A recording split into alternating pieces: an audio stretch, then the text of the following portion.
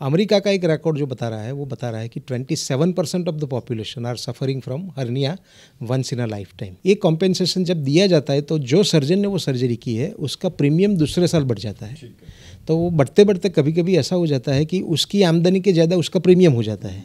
तो इस हाल में कभी कभी ऐसा हाल हो जाता है कि सर्जन को सर्जरी छोड़ देनी पड़ती है। हर एक आदमी को ये सोचना चाहिए कि अस्पताल में हम अकेले नहीं हैं, हमारे साथ दूसरे भी मरीज हैं। तो हम जब भी वहाँ तोड़फोड़ करते हैं, कुछ इमोशनल आउटबर्स्ट करते हैं, तो अपने इमोशंस को रोकना चाहिए और वो रोक के दूसरे मरीज को भी इतना ही रिस्पेक्ट करना चाहिए जितना अपने मरीज को हम लगाव रखते हैं।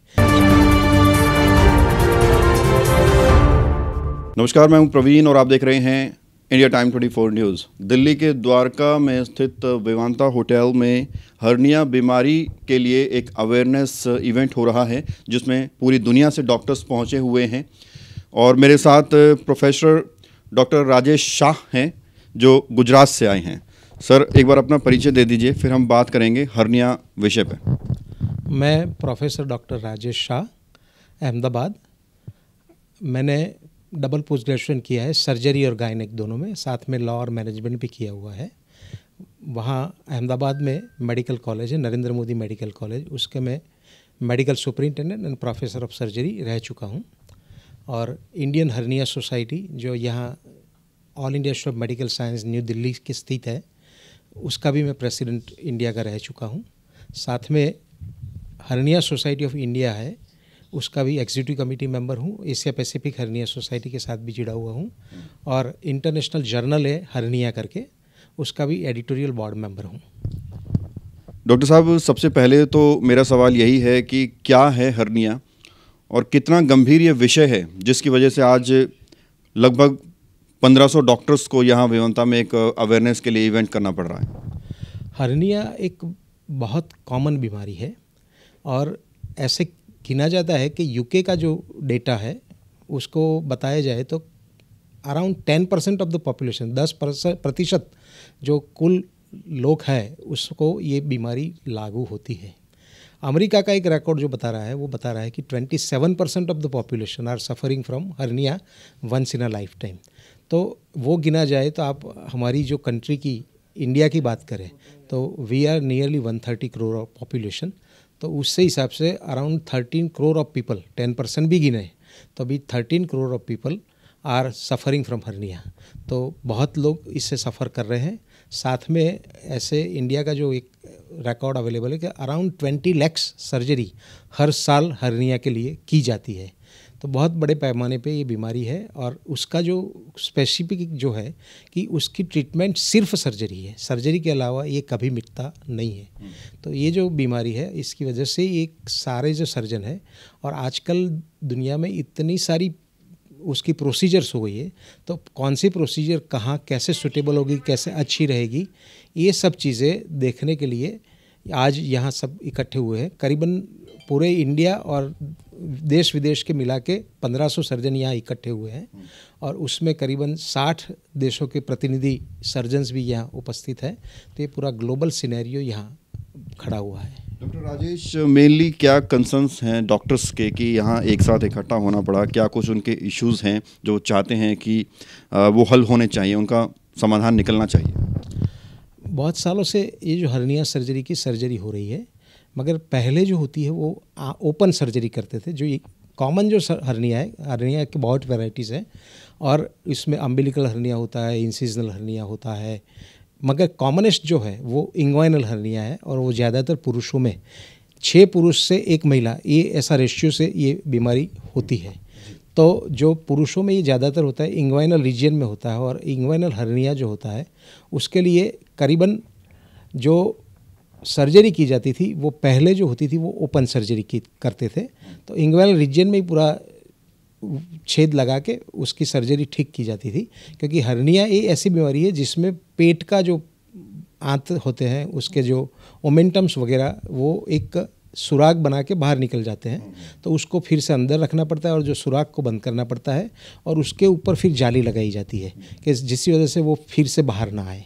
तो ये जो पद्धति की सर्जरी हुए, अब उसमें काफ़ी जाली भी अवेलेबिलिटी हो गई है, काफ़ी तरह की वो भी हो। तो इसकी संशोधन इस वजह से कि हर्निया में रिकरेंस इज़ नोन, तो वो रिकरेंस ना होवे, फिर से ना होवे, वो तरीके से काफ़ी सर्जरी, काफ़ी मैकेनिक्स का ढूंढ निकला है।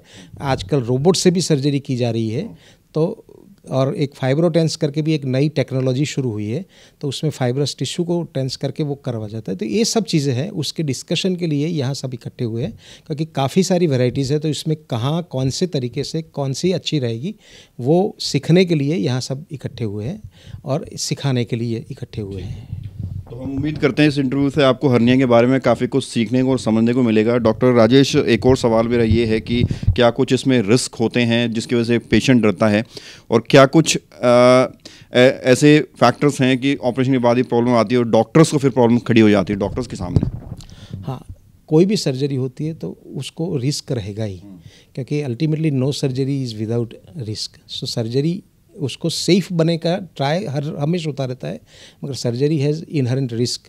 तो ये सर्जरी में भी रिस्क रहता है। जो ओपन सर्जरी करते हैं उसमें ज़्यादातर क्या रहता है कि जो इंग्वाइनल रीजन में सुराख बना जाता है, तो उसमें फिर एक क्रोनिक पेन वहाँ रहता है, और क्रोनिक पेन की वजह से कहीं किस्सों में ऐसा हुआ है कि जो सेक्सुअल अफेयर्स होते हैं उसमें दिक्कत होती है, तो उसको क्रोनिक इंग्वाइनोडायनिया बोलते हैं ये कॉम्प्लिकेशन को, और उसकी वजह से सेक्सुअल इम्पोटेंसी भी कभी कभी हो जाती है, क्योंकि उसको एक डर लगता है पुरुष को कि भाई मैं सेक्स करने जाऊँगा तो मुझे दर्द होगा, और इसी वजह से फिर जो इरेक्शन होना चाहिए वो ठीक से नहीं होता है और ये प्रॉब्लम होता है।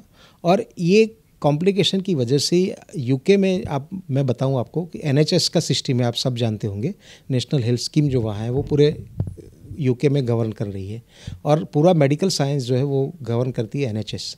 तो वहाँ क्या होता है कि जो वकील वगैरह होते हैं, लॉयर्स होते हैं, वो लोग मरीज़ को लेके फिर ये कॉम्प्लिकेशन के दायरे में केस कर देते हैं, और उसके वजह से उसको कॉम्पेंसेशन, क्योंकि उसका कोई प्रूफ आज तक भी नहीं ढूंढा कि 100% कह सकते हैं कि इम्पोटेंसी हुई कि नहीं हुई, तो इसकी वजह से एक कॉम्पेंसेशन दिया जाता है।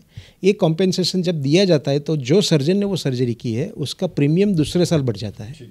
तो वो बढ़ते बढ़ते कभी कभी ऐसा हो जाता है कि उसकी आमदनी के ज़्यादा उसका प्रीमियम हो जाता है।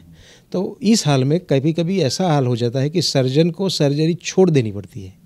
तो ऐसे भी इंसिडेंट्स वहाँ प्राप्त हुए हैं, और कभी कभी एक तनाव सा पैदा हो जाता है सर्जन को, और वो तनाव की वजह से कभी कभी वो सुसाइडल अटेम्प्ट की तरफ भी चले जाते हैं। तो ये सब जो कॉम्प्लिकेशंस हो रहे हैं वो सोसाइटी के लिए बहुत घातक है, और उसके परिणाम जो आ सकते हैं वो बहुत बुरे आते हैं। जो लेप्रोस्कोपिक सर्जरी होती है, वो लेप्रोस्कोपिक सर्जरी में पेन का जो ये इंग्वाइनोडायनिया का प्रॉब्लम है वो आमतौर पर होता नहीं है, मगर उसमें जो होता है, क्योंकि उसमें अंदर से हम काम करते हैं, तो उसमें विसरल इंजरी और वास्कुलर इंजरी, ये दोनों चीज़ों होने का संभावना रहती है। और जब हालांकि जो 20 लाख सर्जरी होती है उसमें से ऐसा केस 2000 से भी कम होते होंगे, तो percentage wise it is very less, मगर जिसको हुआ है उसके लिए तो वो 100% कॉम्प्लिकेशन है। तो इसकी वजह से ये कॉम्प्लिकेशन और उसका कॉम्पेंसेशन, ये बहुत बड़ा तकलीफ शुरू हो रही है। डॉक्टर साहब, आपने सिम्टम की बात की, आपने ट्रीटमेंट की बात की, और उसके बाद जो डॉक्टर्स हैं उनके करियर पर जो इम्पैक्ट पड़ता है उसकी बात कर रहे हैं। हर्निया होता क्यों है, इसके कॉजेज़ क्या हैं, और कैसे इससे बचाव हो सकता है, ये भी आप हमारे दर्शकों को बताएं। हर्निया बेसिकली कोई भी हर्निया जो डिफाइन करते हैं वो ऐसे कहते हैं कि it is a protrusion of an organ which is inside the cavity which comes outside through a normal और एबनॉर्मल ओपनिंग। तो इसकी वजह से ये जो होता है, तो मानो एब्डोमेन से ज़्यादा होता है, तो एब्डोमिनल प्रेशर जब बढ़ जाता है, जैसे कोई आदमी को ब्रोंकियल अस्थमा है, वो खांसता रहे तो वो पेट उसका खींचता रहता है इनसाइड, तो इसकी वजह से प्रेशर बढ़ जाता है। मानो कोई हैवी ऑब्जेक्ट्स आप उठाते हो तो अभी आपको एब्डोमिनल प्रेशर बढ़ता है। आपको टट्टी की समस्या है, कॉन्स्टिपेशन हो गया है, तो जोर करके टट्टी करनी पड़ती है, तो उसमें भी ये सब संभावना रहती है। किसी को प्रोस्टेट की बीमारी है तो प्रोस्टेट की वजह से जोर करके पेशाब करना पड़ता है, तो इस संभावना में भी एब्डोमिनल प्रेशर बढ़ जाता है, और ये तरीक़ों से ये बढ़ जाता है। और मैंने बताया कि ये बेसिकली जो बच्चा पेट में होता है तब जो डेवलपमेंट होता है पुरुष में, जो शुक्रपिंड है वो पेट में बनता है और बाद में खिसक के वो बाहर आता है कोथली में। तो जो पेट में जो बनता है और खिसक के बाहर आता है, वहाँ एक लाइन जो बनती है, वहाँ से भी ये सुराग बन के रहता है, और इसमें से भी ये हर्निया होता है। तो ये सब चीज़ों की वजह से हर्निया होता है। अपना जो पॉल्यूशन का प्रॉब्लम आज दिल्ली में बहुत है और पूरे इंडिया में भी वो चल रहा है, तो पॉल्यूशन की वजह से आदमी खांसता रहता है, खांस की वजह से ये हर्निया हो सकता है। तो इसके बचाव के लिए सर क्या कुछ दिनचर्या होनी चाहिए, क्या कुछ खान पान रहना चाहिए और क्या करना चाहिए एक पेशेंट को कि इससे बचाव हो सके? खान पान में खास करके जो हम फैट वाली जो चीज़ें बहुत ज़्यादा आज जंक फूड में ले रहे हैं वो एक इसका कारण बन सकती है। जो सांस में जो हमारा जो योग है, इंटरनेशनल योग डे शुरू किया हुआ है हमारे प्रधानमंत्री साहब ने, तो जो योग है वो योग का इस्तेमाल करने से अपना जो श्वसन तंत्र है वो बहुत अच्छी तरह से रहता है और इसकी वजह से भी ये होता है कभी कॉन्स्टिपेशन ना होने दो। तो कॉन्स्टिपेशन कब नहीं होता है? जब हरी सब्जी हम ज़्यादा लेते हैं, हरी पत्ती वाली सब्जियां जो खाते हैं, तो इसकी वजह से भी कॉन्स्टिपेशन नहीं होता है। तो ये, और यदि आपको प्रोस्टेट है, पेशाब में कोई रुकाव आ रहा है, तो इमीडिएटली सर्जन को मिलकर उसका निराकरण करना चाहिए।